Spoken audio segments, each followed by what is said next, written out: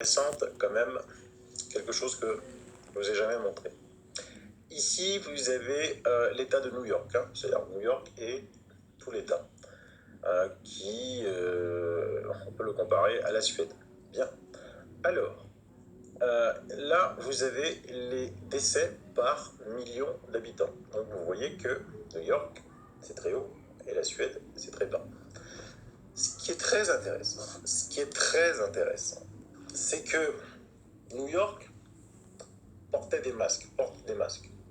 New York, État démocrate, avait des entreprises fermées, des écoles fermées et des mandats de distanciation sociale. La Suède n'avait rien de tout ça. Rien de tout ça. Mais les deux ont atteint, presque en même temps, les 0 décès. Et ils ont une chose en commun, c'est leur degré d'anticorps dans le corps. 13,4% d'anticorps pour l'État de New York, 14,9% pour la Suède. Maintenant, analysons New York City, la ville de City et de Stockholm, la capitale de la Suède. Les deux sont à peu près à 0 décès, malgré le fait que Stockholm reste complètement ouverte et restait complètement ouverte tout le temps. New York a été fermée. Et la seule chose que Stockholm a fait, c'est d'interdire vraiment les très grands événements.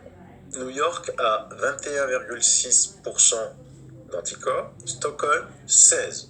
On pourrait presque en déduire que New York, la ville de New York confinée, les gens ont été plus exposés, puisqu'il y a plus d'anticorps, au Covid-19 que ne l'a été les habitants de Stockholm. Donc vous voyez que le confinement ne vous protège absolument pas de l'exposition au Covid et que c'est une mesure complètement stupide. Mais vous avez vu que le nombre de décès par million d'habitants à New York, ville confinée, est beaucoup plus important. Alors, certains vont dire, ouais, mais tu peux pas comparer New York avec Stockholm, parce que New York, c'est plus dense. Et non. New York a une densité de 417 et Stockholm a une densité de 944. Ce qui risque d'arriver, parce que moi, en Italie, on est toujours en avance.